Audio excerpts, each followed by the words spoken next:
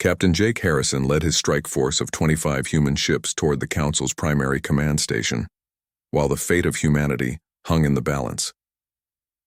The massive alien facility orbited the star Vega and housed the leadership of 7 species that had ruled the galaxy for 3,000 years. The Council command station was defended by over 100 warships, representing the most advanced military technology in known space. Jake's force was outnumbered by more than 4 to 1, and faced weapon systems that could destroy Earth's entire fleet under normal circumstances. All ships maintain communication silence until we reach the attack point, Jake ordered over the secure channel.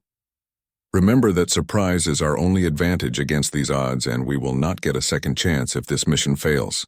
Dr. Laura Phillips had spent weeks analyzing the captured intelligence from previous battles to identify weaknesses in the Council's defensive systems. Her research had revealed that the alien command station relied on a centralized computer network that could be disrupted by targeted electromagnetic attacks. The station's defensive grid operates from a single control center located in the primary command section, Laura explained during the final mission briefing. If we can penetrate their shields and disable that control center, the entire defensive system will collapse. Lieutenant Ben Carter coordinated the electronic warfare systems for the strike force, while Peter Johnson prepared the new frequency modulators that had proven so effective in recent battles. The human technological advantages were small, but they might be sufficient to achieve victory against overwhelming odds. Enemy sensors are active throughout the system, Ben reported as the human ships approached their target. However, our stealth modifications appear to be working and they have not detected our presence yet. The Council leadership had gathered at their command station to discuss the unexpectedly costly war against humanity. The alien commanders were beginning to question whether continuing the conflict was worth the price they were paying in ships and personnel. Zephyrian Prime stood before the assembled representatives while reviewing casualty reports that made disturbing reading. The Council had lost over 300 ships in 3 months of fighting, while human resistance continued to strengthen rather than weaken under pressure. The humans have demonstrated capabilities that exceed our previous assessments, Zephyrian Prime announced to the Council members. Their ability to adapt tactics and develop new technologies during active combat operations suggests we may have underestimated the threat they represent. General Kronak paced around the chamber while considering the military implications of continuing the war against such determined enemies. His forces had won most of the major battles, but the cost had been far higher than anticipated, and human resistance showed no signs of decreasing. Our intelligence reports indicate that human military production has increased by 200% since the war began, Kronak reported. They appear to be using the conflict as an opportunity to accelerate their technological development and military expansion. The Veil speaker floated above her chair while projecting disturbing images she had captured from the minds of human prisoners taken during recent battles. The mental patterns she observed were unlike anything in her species' experience with other civilizations. The human prisoners we have captured show no fear of death and express no regret about their resistance to Council authority, she reported. Instead, they appear to view this conflict as a test of their species' worthiness to exist as an independent civilization. Ambassador Quellen reviewed economic data showing the cost of the war in resources and personnel that could have been used for more productive purposes. The architect species valued efficiency above all else, and the current conflict was proving to be extremely wasteful. We have expended resources equivalent to 50 years of normal military operations in just 3 months of fighting, Quellen calculated. If the war continues at this rate, we will be forced to redirect resources from essential infrastructure projects throughout Council space. The debate continued for hours as Council representatives argued about whether to escalate the conflict or seek a negotiated settlement with humanity. None of them wanted to admit that their ultimatum had failed, but the evidence was becoming impossible to ignore. Jake's strike force reached the attack point and began their assault on the Council command station. The human ships used their new stealth technology and electronic warfare systems to penetrate the outer defensive perimeter, while the enemy scrambled to respond to the unexpected attack. Launching electromagnetic pulse weapons at the primary control center, reported Captain Williams from his position in the assault formation. All ships concentrate your fire on the defensive grid generators and ignore the escort vessels for now. The human attack achieved complete tactical surprise as alien commanders struggled to coordinate their response against enemies they had not detected until the assault began. The Council's defensive systems began failing as electromagnetic pulses disrupted their control networks. Enemy shields are collapsing, announced Lieutenant Carter as the human ships pressed their attack. We have achieved penetration of the station's primary defensive perimeter and are engaging the secondary systems. The battle for control of the Council command station lasted only 40 minutes as human forces systematically destroyed the alien defensive systems and forced their way into the facility itself. The speed and efficiency of the assault shocked the Council representatives, who had believed their headquarters was impregnable. Council forces are surrendering throughout the station, reported Captain Rodriguez as his boarding teams secured critical areas of the facility. We have captured the primary command center and detained most of the enemy leadership personnel. Jake led the final assault team into the Council chamber, where the alien representatives had been meeting when the attack began. The sight of human soldiers entering their most secure facility sent shockwaves through beings who had ruled the galaxy without challenge for millennia. I am Captain Harrison representing the United Earth government, Jake announced to the assembled alien leaders. You are now prisoners of war and will be treated according to the standards established by human military law. Zephyrian Prime dimmed to its lowest light level while processing the implications of being captured by the species they had tried to intimidate into submission.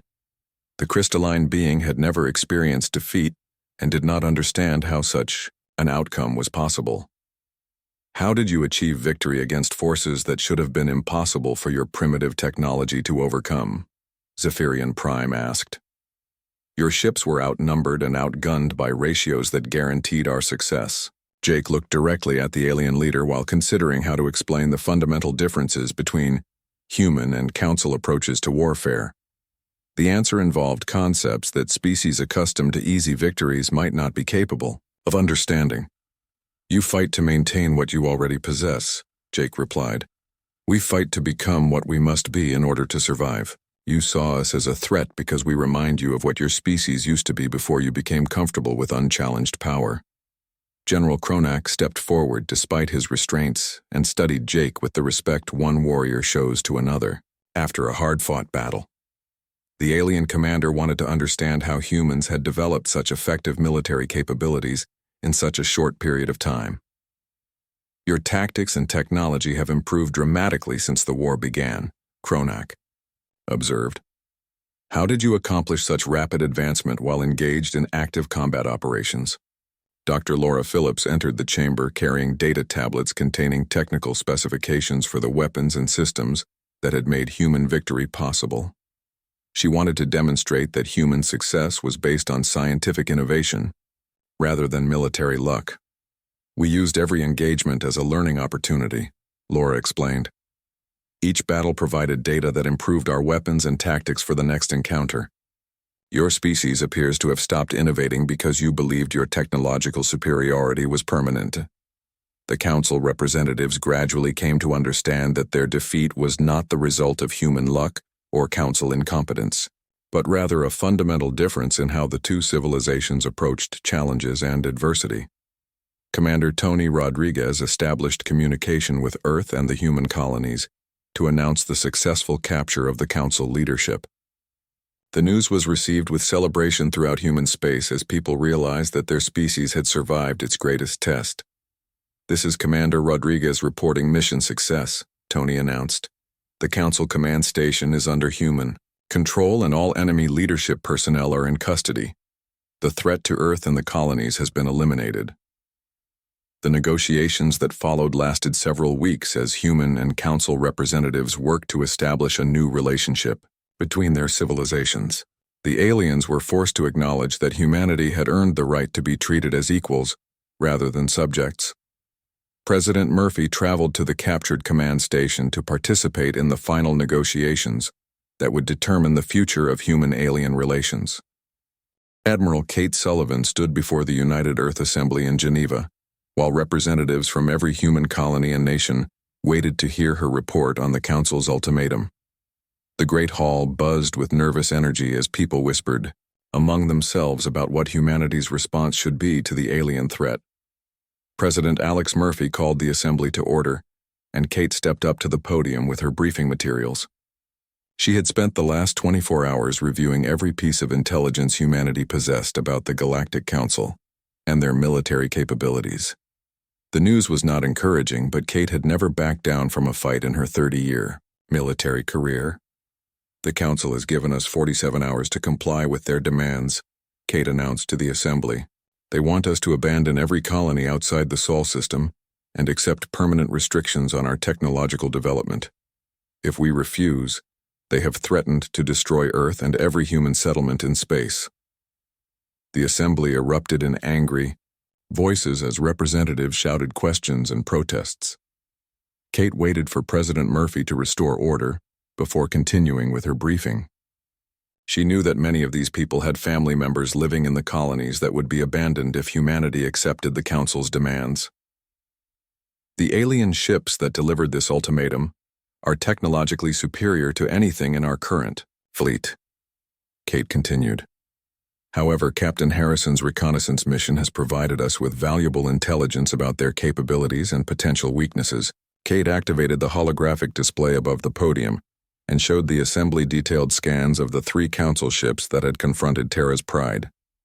The data revealed energy signatures and weapon systems that were centuries beyond current human technology. But Kate had noticed some interesting details in the scan results.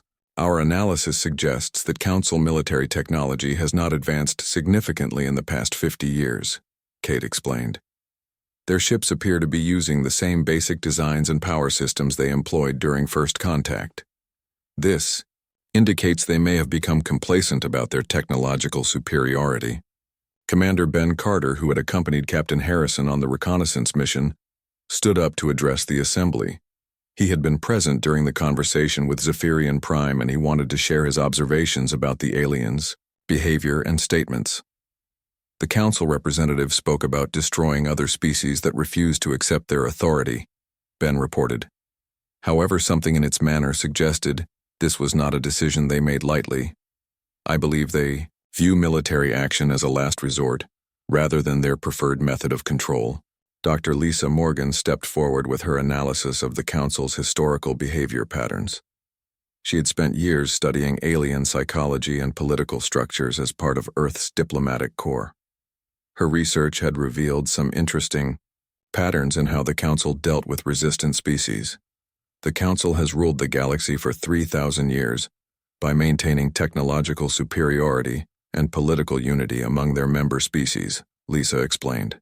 However, they have rarely been forced to engage in prolonged military campaigns because most species submit to their authority after minimal resistance. President Murphy asked the question that everyone in the assembly was thinking about. What happens if we refuse their demands and they follow through on their threat to attack Earth and the colonies? Kate looked directly at the president before answering. She had been expecting this question, and she had prepared her response carefully, after consulting with military leaders throughout human space. The answer would determine whether humanity chose to fight or surrender. "We cannot win a conventional war against the Council using current military technology," Kate admitted. "However, we do not have to fight a conventional war if we choose to resist their ultimatum. Humanity has advantages that other species may not have possessed when they face similar threats." General Chris Davis stood up from his seat in the military section of the assembly. He had been quietly activating defensive preparations throughout human space while the politicians debated their response to the Council's threat. Chris had been planning for this day since he became commander of Earth's Defense Forces 5 years earlier. Operation Prometheus has been in development since first contact 50 years ago, Chris announced to the surprise of many assembly members. Every colony ship we sent out was also designed to serve as a potential warship. Every mining operation established defensive capabilities. Every exploration mission mapped strategic positions throughout our space. The holographic display changed to show a 3-dimensional map of human space with thousands of hidden defensive installations and weapon platforms scattered throughout dozens of star systems. The assembly members stared in amazement at the scope of the preparations that had been made without their knowledge. We have been preparing for this confrontation for 5 decades, Chris continued. The Council may have superior technology, but we have something they do not possess. We have been planning specifically for a war against them, while they have grown comfortable with their unchallenged authority. Engineer Rachel Adams activated another section of the display that showed the technical specifications of the hidden defense network. Her team had spent 20 years developing weapons and defensive systems that could operate independently without requiring direct human control or maintenance. Project Prometheus includes self-replicating defensive platforms that can manufacture additional units using local resources, Rachel explained. Each platform is equipped with adaptive AI systems that can modify their tactics based on enemy behavior patterns. The entire network can coordinate attacks across multiple star systems simultaneously. Dr. Kevin Walsh stepped forward to explain the communication systems that would allow human forces to coordinate their efforts across the vast distances of space. His breakthrough in quantum communication technology had solved one of the most significant challenges facing any interstellar military campaign. Quantum entanglement allows instantaneous communication regardless of distance, Kevin reported. Every ship facility and defensive platform in our network can share information and coordinate actions in real time. This gives us a significant advantage over enemies who must rely on slower communication methods. President Murphy looked around the assembly hall at the faces of representatives who were beginning to understand the scope of humanity's hidden preparations. Many of them appeared shocked that such extensive military planning had been conducted without their knowledge or approval. How long have these preparations been underway? The president asked. And why was the civilian government not informed about such a massive military project? Kate stepped back to the podium to answer the president's questions. She had been one of the few people outside the military who knew about Project Prometheus, and she understood why it had been kept secret from the general population and most government officials. The project began immediately after first contact, when it became clear that the Council intended to restrict human development indefinitely, Kate explained. It was kept classified because we knew that any leak of information would result in immediate Council military action before our preparations were complete. Captain Nicole Parker stood up from her position with the colonial representatives. She commanded one of the largest civilian transport fleets in human space, and she wanted to know how the evacuation of non-combatants would be handled if humanity chose to fight. What about the millions of civilians living in the outer colonies? Nicole asked. How do we protect them if the Council attacks population centers in retaliation for our resistance?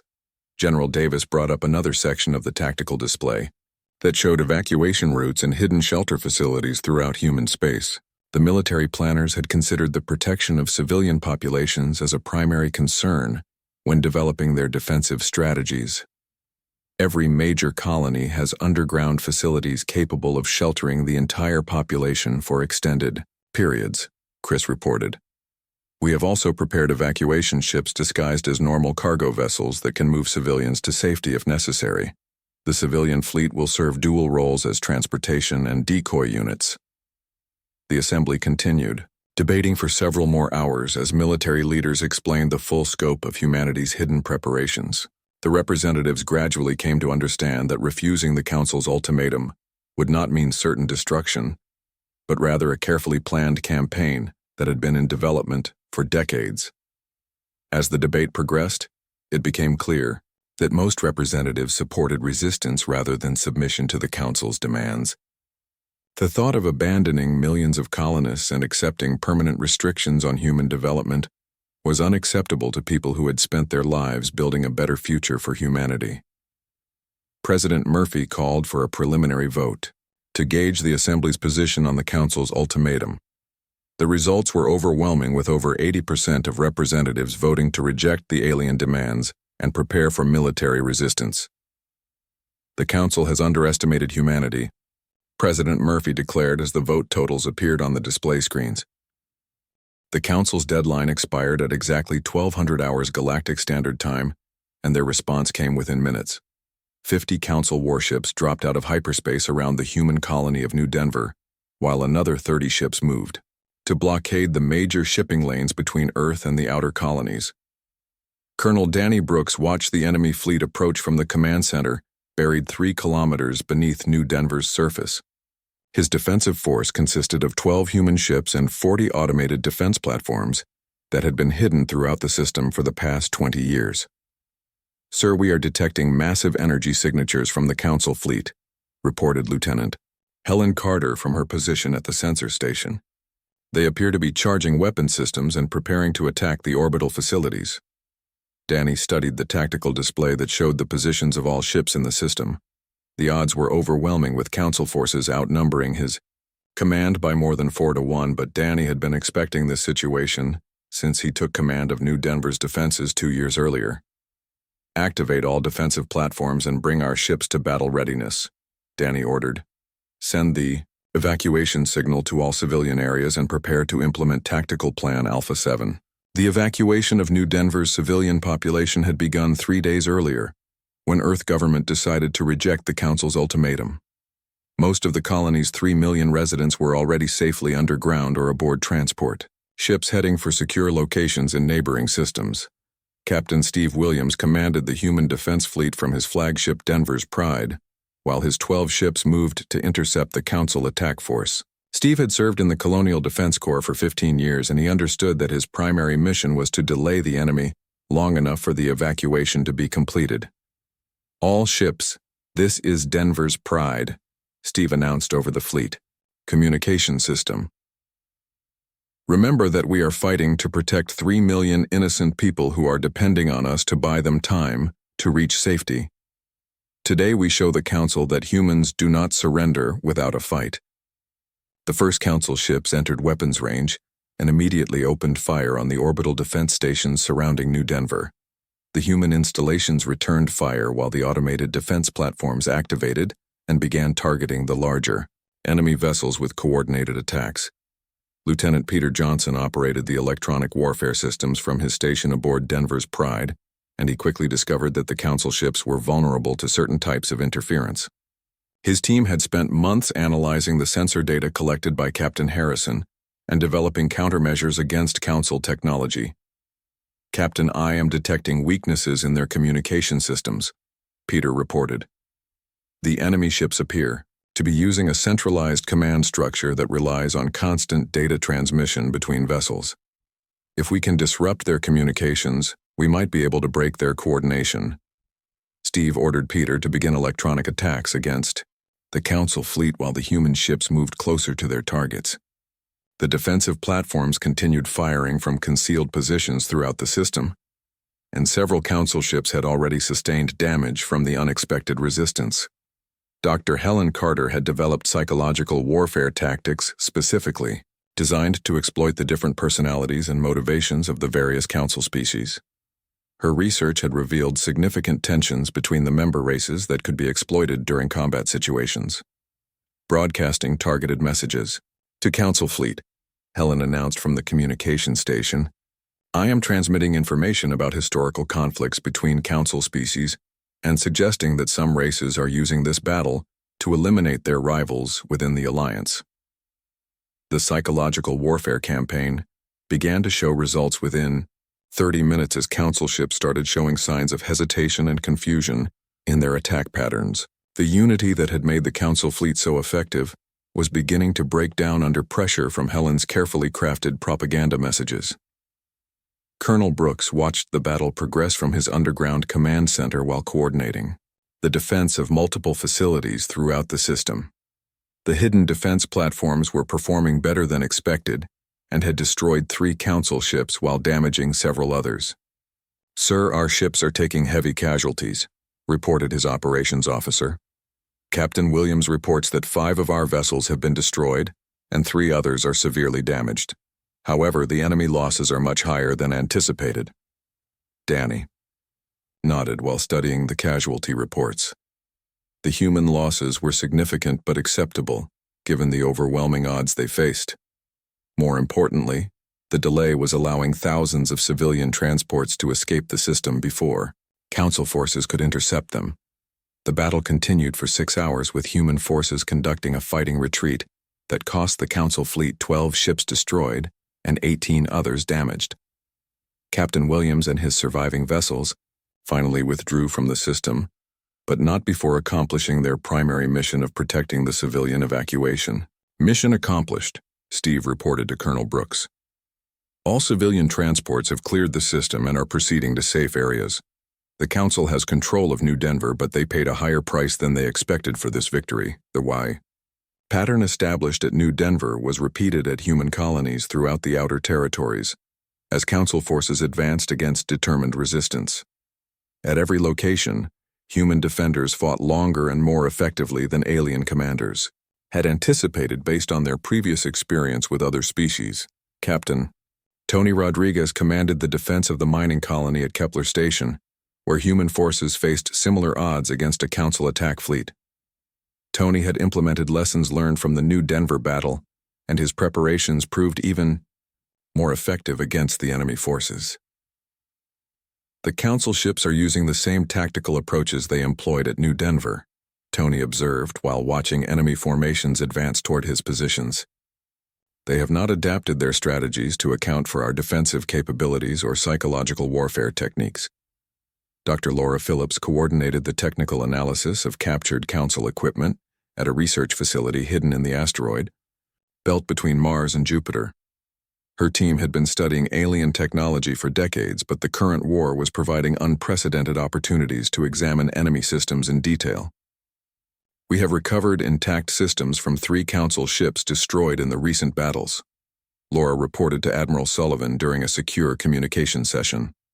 The analysis confirms our previous assessments that their technology has not advanced significantly since first contact. The information gathered from captured Council equipment allowed human engineers to develop more effective countermeasures against alien weapons and defensive systems. Each battle provided additional data that improved humanity's chances in subsequent engagements. Engineer Andy Clark led the development of new weapon systems that could exploit specific weaknesses discovered in Council technology. His team worked around the clock to produce upgrades that could be rapidly deployed to human forces throughout the war zone. The Council energy shields operate on predictable frequency patterns, Andy explained to the military commanders reviewing his latest designs.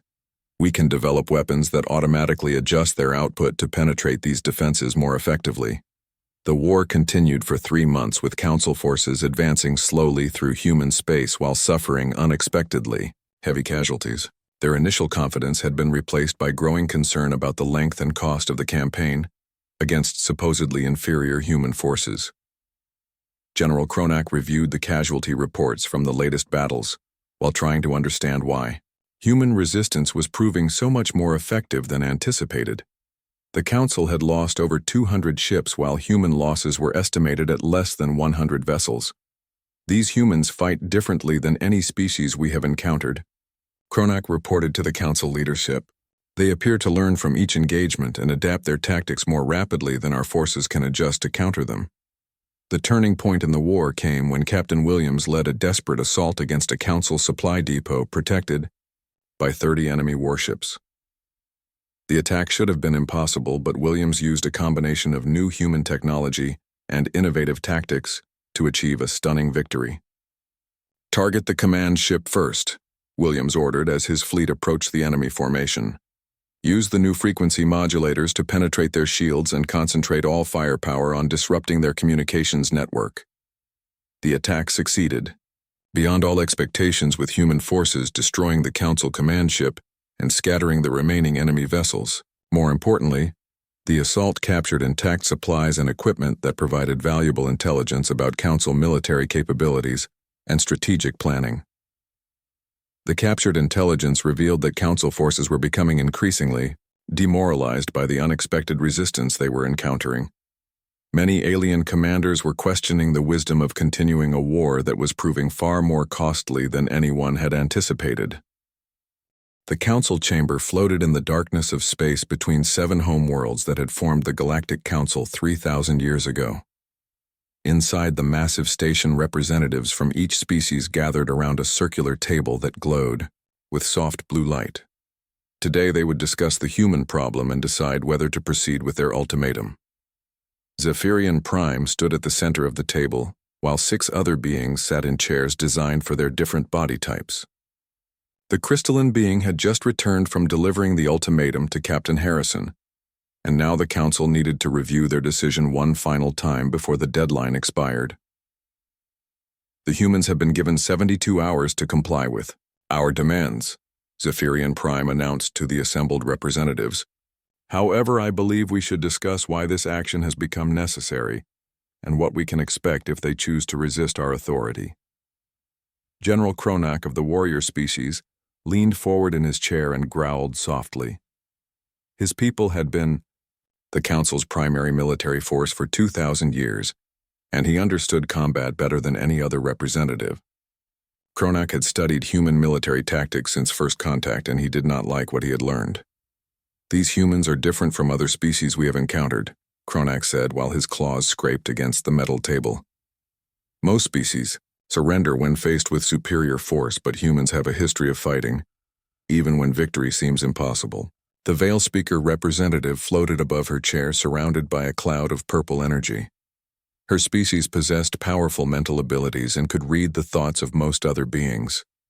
She had tried to understand human psychology for decades, but their minds remained largely closed to her probing. I have attempted to study human thought patterns, the Veil Speaker said in a voice that echoed strangely in the chamber. Their mental processes are chaotic and unpredictable compared to other species we have ruled. They seem to thrive on conflict rather than seeking peaceful solutions. Ambassador Quellen of the ancient architect species tapped the table with one of his 4 arms. His people had built most of the Council's technology and infrastructure over the centuries, but they rarely involved themselves in military matters. Today was different because Quellen remembered something the others had forgotten. We are discussing the human threat as if it were a recent development, Quellen said in his slow, careful voice. However, I must remind the Council that we encountered this species once before, and the results were disturbing to say the least. The chamber fell silent as the representatives remembered the events of 50 years earlier, when the Council had first attempted to pacify humanity. It had been a routine operation designed to establish Council authority over a newly discovered species, but the results had been anything but routine. Zephyrian Prime dimmed slightly as it accessed the historical records from that first encounter. The files showed images of burning Council ships and human vessels that should have been destroyed, continuing to fight against impossible odds. Most disturbing were the tactical reports that described human behavior during combat. The pacification fleet consisted of 200 ships under the command of war leader Thaxon, Zephyrian Prime recited from the files. The human defense force numbered only 37 vessels with inferior technology and weapons. Standard protocol suggested the engagement would end within hours. General Kronak stood up from his chair and began pacing around the table. He had been a junior officer during that campaign, and he remembered the confusion and fear that had spread through the Council fleet as the battle progressed in ways no one had anticipated. The humans did not fight according to any known tactical doctrine, Kronak explained. When their weapons proved ineffective, they used debris as projectiles. When their ships were damaged, they continued fighting with systems that should not have been operational. When they were boarded, they turned their own corridors into death traps. The Veil Speaker pulsed with purple light as she recalled her own experiences from that battle. She had been aboard one of the Council ships that attempted to board a human vessel, and what she found there still disturbed her mental equilibrium decades later. The humans we encountered during boarding actions fought with a desperation I have never seen in any other species, she reported. They used improvised weapons and showed no fear of death when defending their ship. Most disturbing was their ability to coordinate attacks without any detectable communication methods. Ambassador Quellen pulled up tactical displays that showed the progression of that long-ago battle. The images revealed Council ships being destroyed by human vessels that were clearly outgunned and should have been eliminated early in the engagement. The final casualty reports made uncomfortable reading for the assembled representatives. The Council fleet lost 93 ships before the humans agreed to negotiate, Quellen announced. This represents a 46% casualty rate against a technologically inferior force. No other species has ever inflicted such losses on Council forces. The chamber remained quiet, while the representatives studied the battle reports and considered their implications. The humans had eventually agreed to the restrictions placed on them after first contact, but only after proving they could make any military victory extremely costly for the Council. Zephyrian Prime accessed more files from the period following the first battle.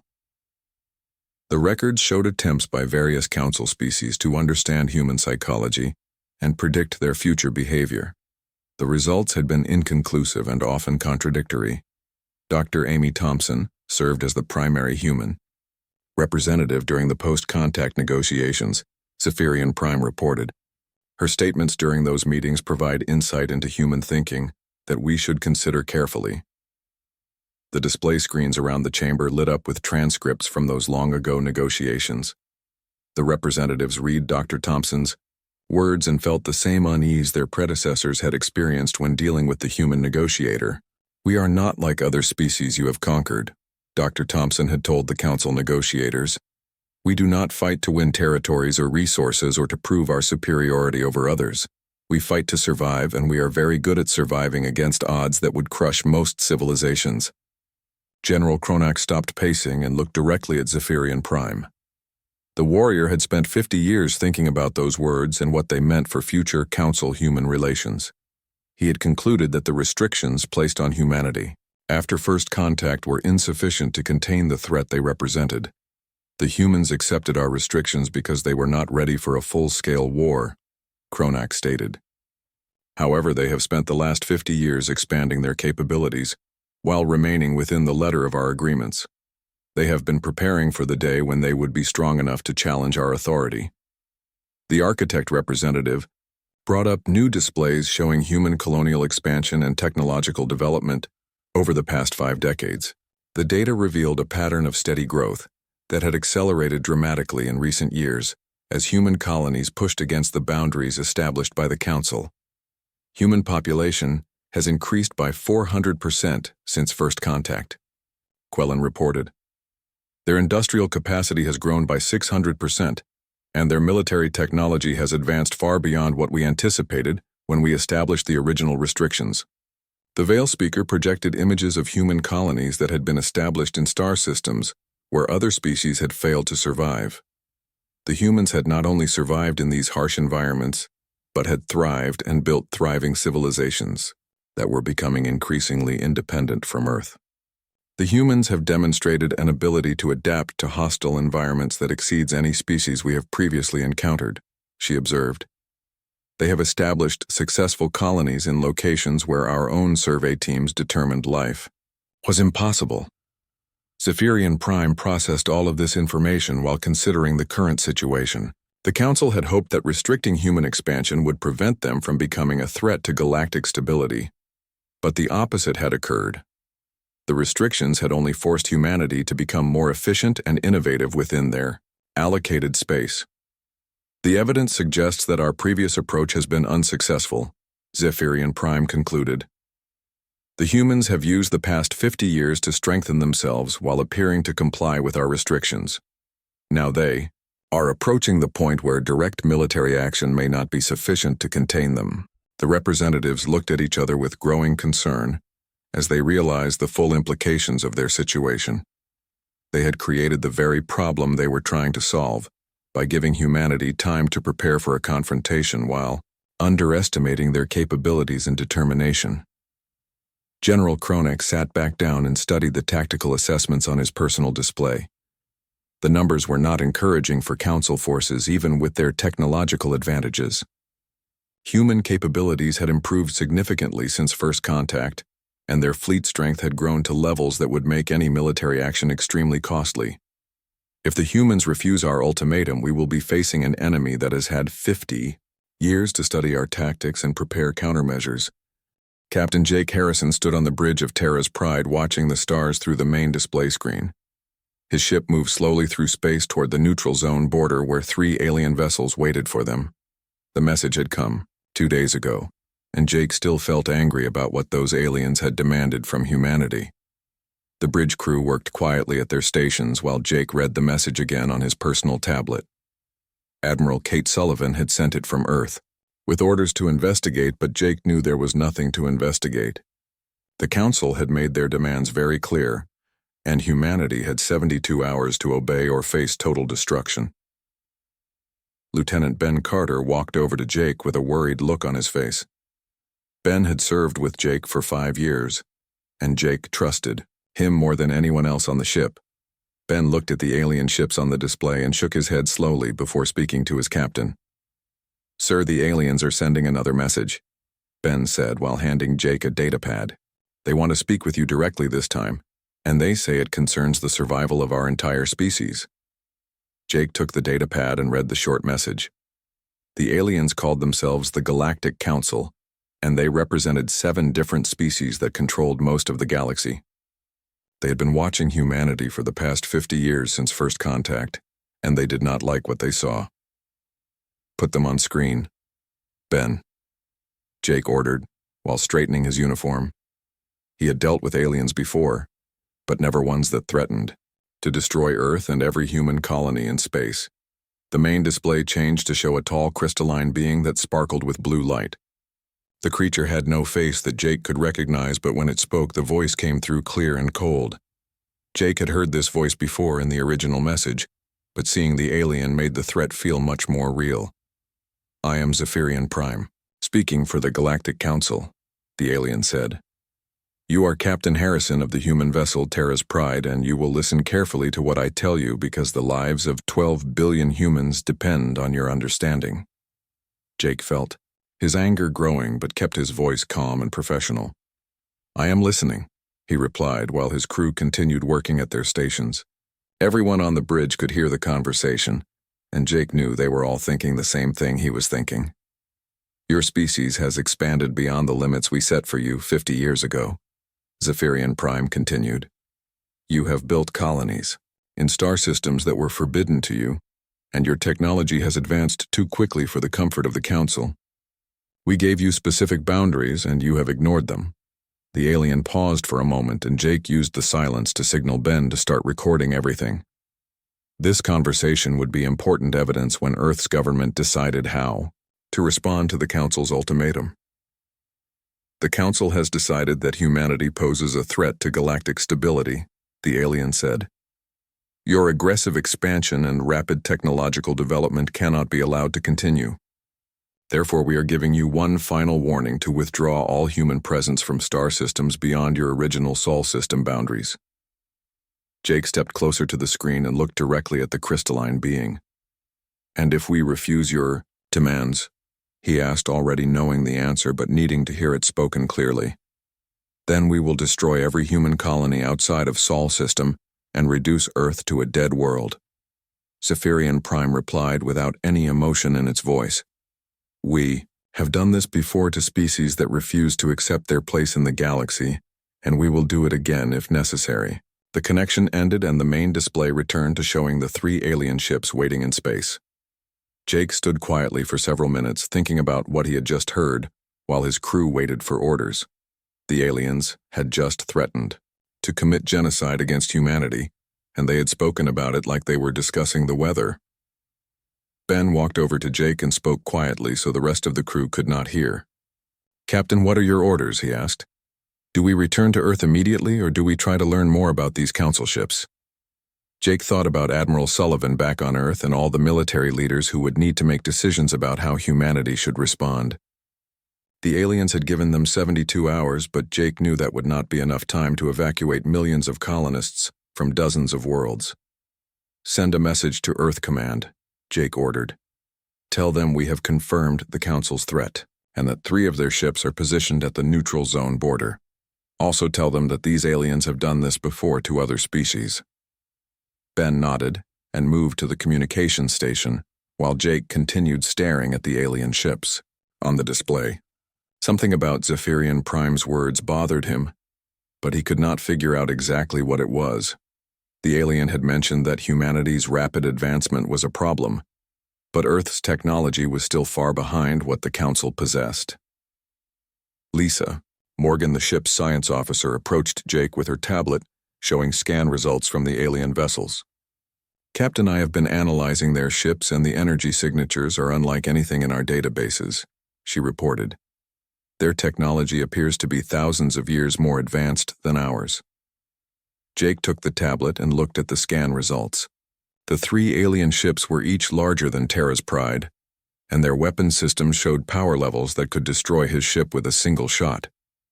If these 3 ships represented the Council's military capability, then humanity was facing an enemy they could not hope to defeat in direct combat. "Keep scanning, Lisa," Jake ordered. "I want to know everything about those ships before we return to Earth.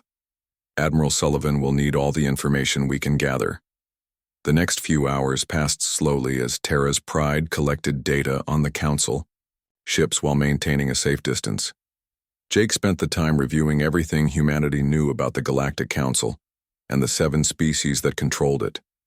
The information was limited because the Council had restricted contact with humanity since first contact 50 years earlier. Jake remembered stories his grandfather had told him about the early days after first contact when Earth's government had tried to establish trade relationships with alien species. The Council had intervened quickly and established strict limits on human expansion and technology sharing. Most humans had accepted these limits because they feared what would happen if they refused. Now the Council was demanding even more restrictions and threatening total destruction if humanity did not comply. Jake wondered if other species had faced similar ultimatums and what had happened to them if they refused to obey. Zephyrian Prime had mentioned destroying species before, and Jake suspected that was exactly what had happened. As Terra's Pride prepared to return to Earth, Jake realized that humanity was facing the most important decision in its history. They could obey the Council's demands and abandon millions of colonists while accepting permanent restrictions on their development, or they could refuse and face a war they could not win through conventional means. Jake looked at his crew working at their stations and thought about all the humans living on worlds beyond Sol system. These people had left Earth to build new lives and create better futures for their children. Now an alien council wanted humanity to abandon them and retreat back to their home system like defeated animals. The decision would be made by Earth's government, but Jake already knew what he hoped they would choose.